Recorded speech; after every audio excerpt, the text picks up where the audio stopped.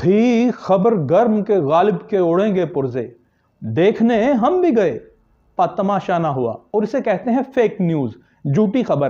कि खबर गर्म हुई थी कि गालिब के पुर्जे उड़ जाएंगे, मगर जब हम देखने गए तो कुछ भी ना हुआ। और जो पीका एक्ट के मुतालिक नामंजूर नामंजूर के ये नारे लग रहे हैं, मैं कहता हूं ये गलत है भाई। मान लेते हैं जो गलत खबर उड़ाए उसे पकड़ लीजिए। ये पीका है क्या?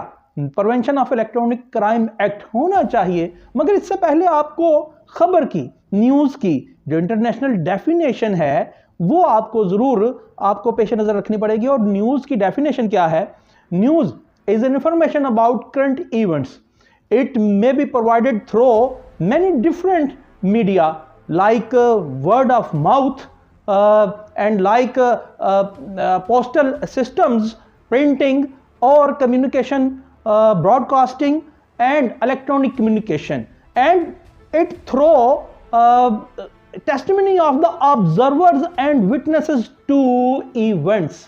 ये बड़ा अहम तरीन बात है जो word of mouth है, और it through testimony of the observers and witnesses to events. ये बहुत अहम तरीन बात है।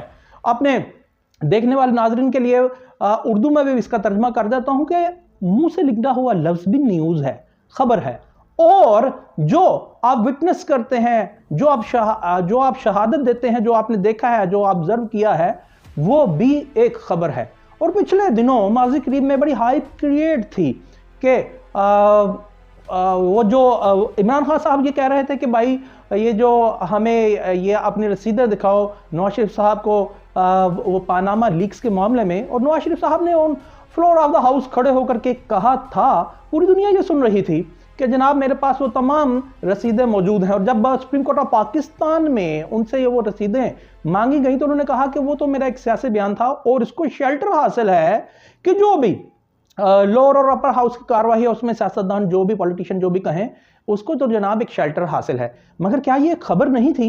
एक हाइप क्रिएट थी कि पूरी अपोजिशन इमरान खान और पीटीआई ये कह रही थी कि ये जनाब पानामा लीक्स में नाम है और ये रसीदें दिखाएं, और आपने वर्ड ऑफ माउथ के जरिए पूरी 24 करोड़ आवाम को बताया मेरे पास रसीदें हैं, ठीक है जी, और उसको शेल्टर है। उसके बाद आइए इमरान खान साहब पे कि ये जो पाकिस्तान मुस्लिम लीग नून जो क्लेम करती है कि इमरान खान साहब रसीदें ये इन्होंने छुपाई, जो कॉन्फिडेंशियल इन्होंने ये मुआहदा किया अलकादर ट्रस्ट का, तो ये हमें ये बताते रहे कि ये क्राइम है, मगर इमरान खान साहब इनकारी रहे और अब उन्हें भी सजा हो गई है। तो ये क्या है? ये टेस्टिमनी ऑफ द ऑब्जर्वर्स और विटनेसेस टू इवेंट्स नहीं है कि पूरे मुल्क में ये भी हाइप क्रिएट थी कि ये लोग कह रहे थे कि इमरान खान झूठ बोल रहा है, मगर इमरान खान और पीटीआई कह रही थी हम झूठ नहीं बोल रहे, और वो फिर साबित हुआ बजरिया अदालत। हाँ, अब ये बातें दूसरा एस्पेक्ट है कि वो फैसला सही था या गलत था, मगर पता लगा कि वो तो इसी तरह ही है। फिर 35 पंक्चर इमरान खान साहब कहते रहे और उन्होंने माफी भी मांग ली। तो क्या वो फेक न्यूज नहीं थी? वर्ड ऑफ माउथ नहीं था? और 24 करोड़ अवाम, क्या वो testimony of the observers and witnesses to events वो पब्लिक नहीं थी? फिर जनाब पाकिस्तान पीपल्स पार्टी पे आ जाइए। पाकिस्तान पीपल्स पार्टी ये कहती रही कि जनाब ये जो इन लोगों ने पानामा में किया है, इनकी चोरी पकड़ी गई, ये हो गया वो हो गया, ये मौलवी नवाज शरीफ ये मुल्क का ये नासूर हैं। और आज वो कहते हैं कि जनाब हम तो बड़ी मसालहाना किस्म की, मुफाहमाना किस्म की सियासत कर रहे हैं। तो क्या वो फेक न्यूज़ नहीं थी?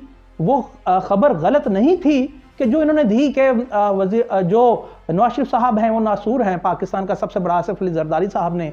तो भाई ये जो पीका है, prevention of electronic crime act है, तो इलेक्ट्रॉनिक डिवाइसेस पे ही, यानी इलेक्ट्रॉनिक कम्युनिकेशन पे ही ये तमाम लोग इसको विटनेस करते हैं, टेस्टिमनी ऑब्जर्वर्स की ये बनती है, ये लोग जो कह रहे हैं। तो क्या ये डिस्क्रिमिनेटरी एक्ट नहीं है कि ये सिर्फ ये सोशल मीडिया पे या जर्नलिस्ट पे लागू किया जाए? वो यानी ये एक स्पेसिफिक एक्ट है जो सिर्फ जर्नलिस्ट के वास्ते है या सोशल मीडिया के वास्ते है। तो क्या ये डिस्क्रिमिनेशन नहीं?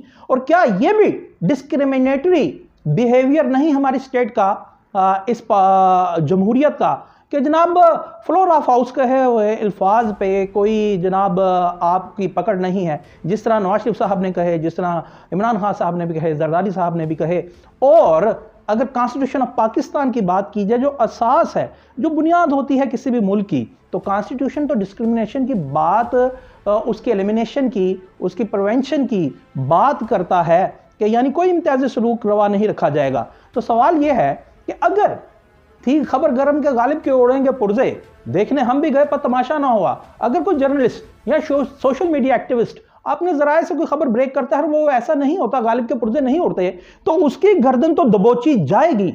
मगर आप फ्लोर ऑफ हाउस खड़े हो कि इमरान खान हो, नवाज शरीफ हो, जरदारी साहब हो, बिलावल हो, वो जो मर्जी कहे और बाद में कहे कि ये तो मेरा सियासी स्टेटमेंट था, तो क्या वो न्यूज की डेफिनेशन में पूरा नहीं उतरता?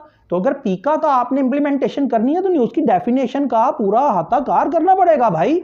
आप सिर्फ हमें क्यों मातूब ठहरा रहे हैं? आप अपने मुतालिक क्या कहते हैं? और क्या ये डिस्क्रिमिनेटरी प्रोविजंस नहीं है कि आप फ्लोर ऑफ हाउस खड़े होकर झूठ बोलें और उसके बाद आप कहें कि हमें तो इसके जनाब शेल्टर है? क्या एक पार्लियामेंटेरियन सिटीजन ऑफ पाकिस्तान नहीं होता?